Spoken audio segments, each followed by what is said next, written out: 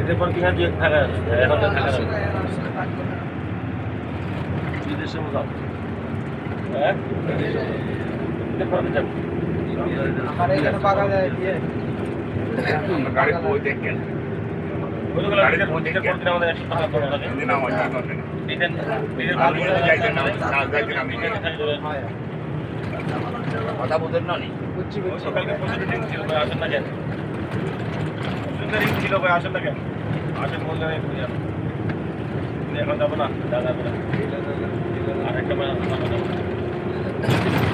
যাই দুই জাতি খালি আসলাম আপনার কাছে যাই আর খেলা মারাইলাম সালাম